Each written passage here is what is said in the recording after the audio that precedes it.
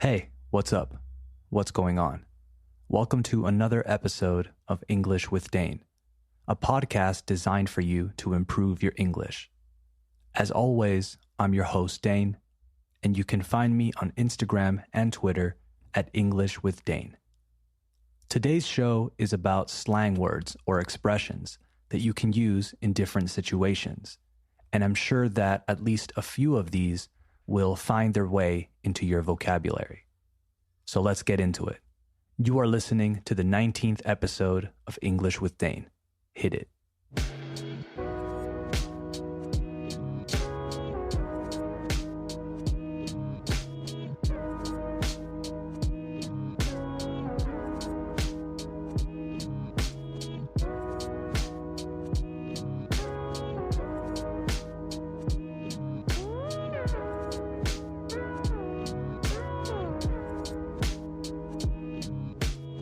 Okay, we have officially started the show.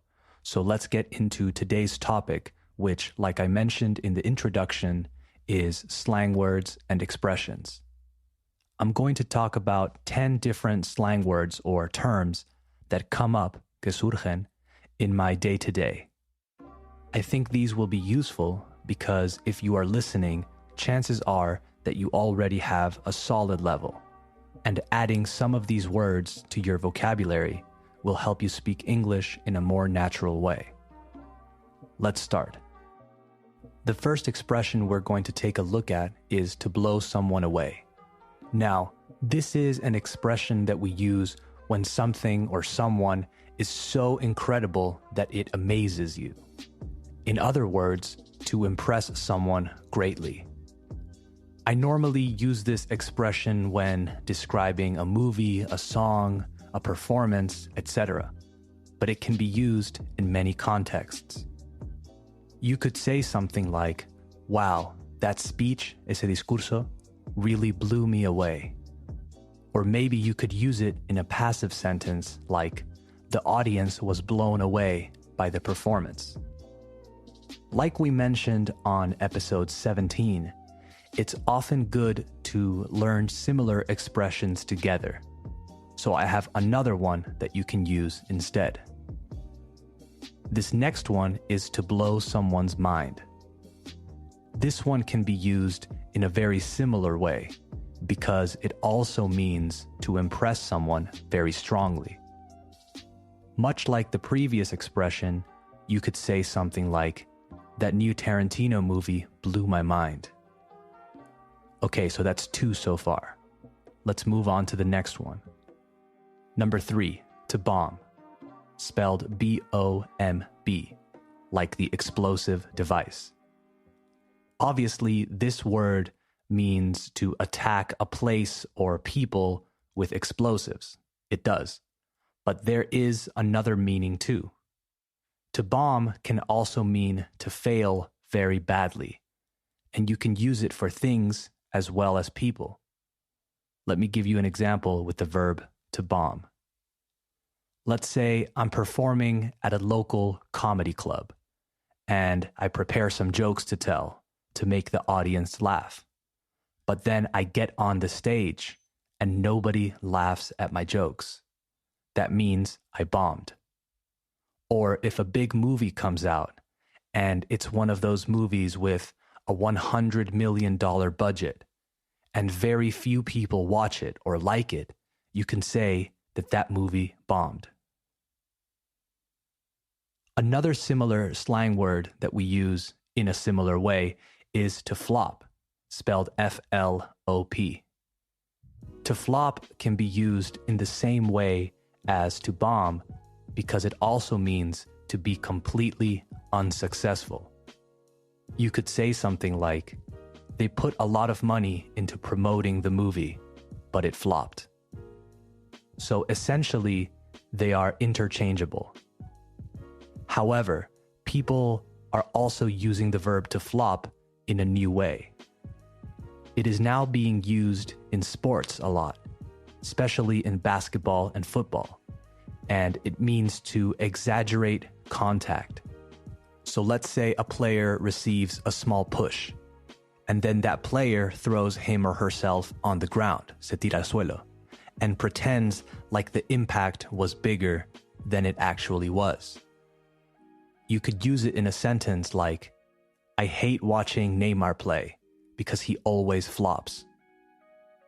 So not only can the verb to flop mean to fail completely, but it can also be used as an intentional fall by a player in order to get a reaction from the referee.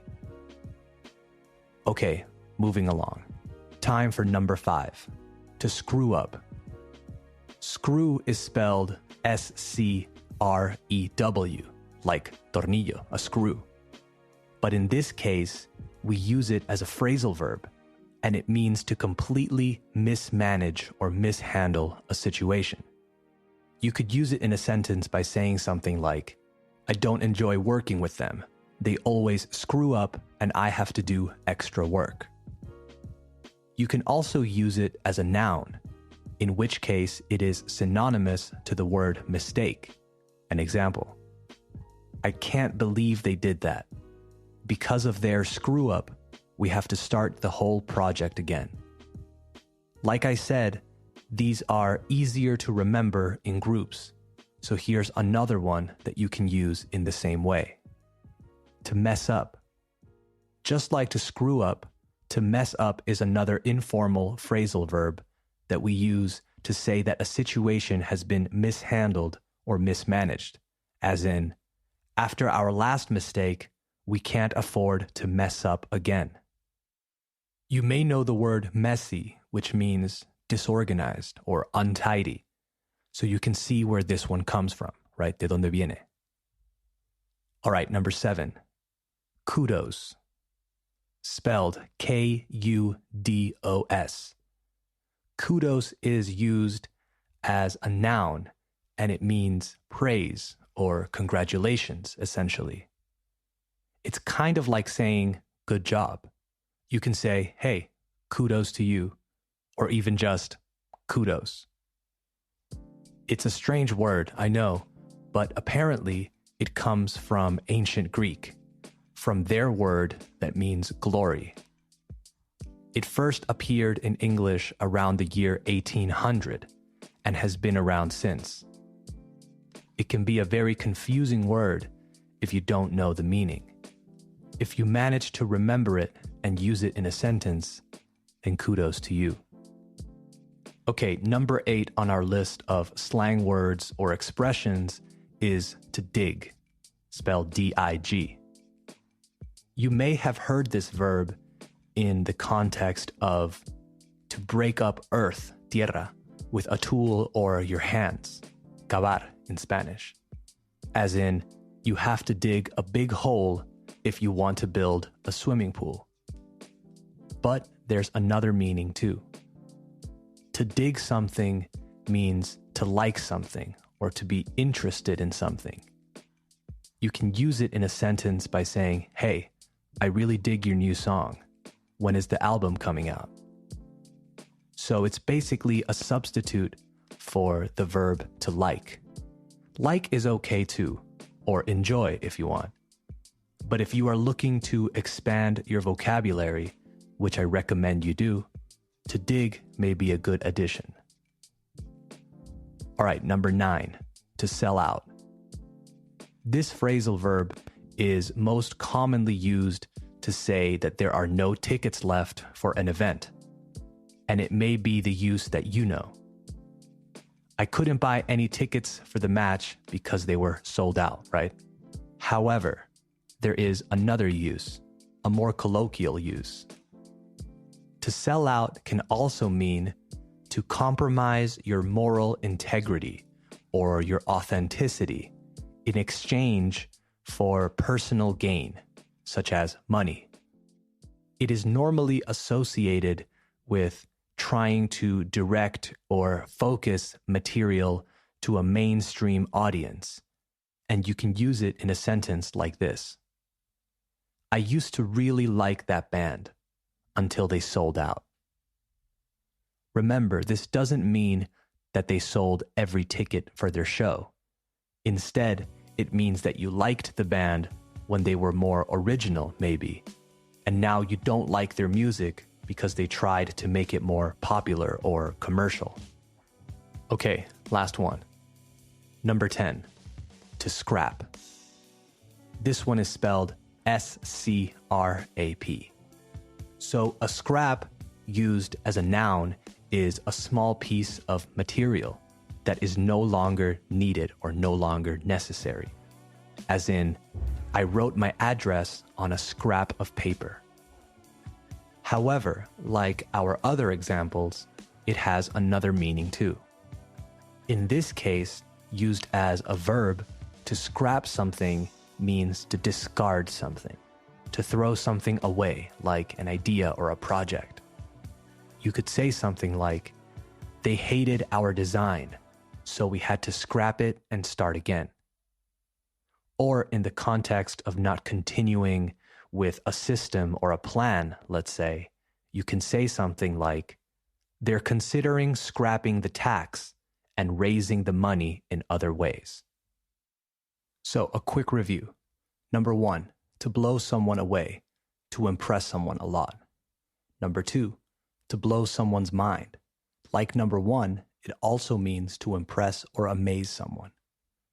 Number 3, to bomb, means to fail very badly. Number 4, to flop. This one also means to fail badly or to perform poorly.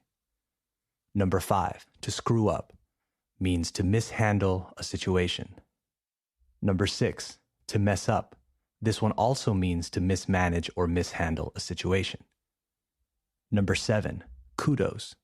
Kudos means congratulations or good job. Number 8, to dig, to like or be interested in something. Number 9, to sell out, to compromise your moral integrity or your authenticity in exchange for personal gain. And finally, number 10, to scrap, which means to discard something, to throw something away, like an idea or a project. I hope I mentioned some new slang words and expressions that you didn't know, and I hope you can add them to your arsenal. That's it for today's show. Tune in on Friday for episode 20. I'm going to be talking about TV shows. So if that's something you dig, then tune in. Thanks for listening to the show. And remember, the best way to support English with Dane is to share it with people who you think would enjoy it. And if you're listening on Apple Podcasts, leave a 5-star rating and a review. Okay, talk to you soon. Bye-bye.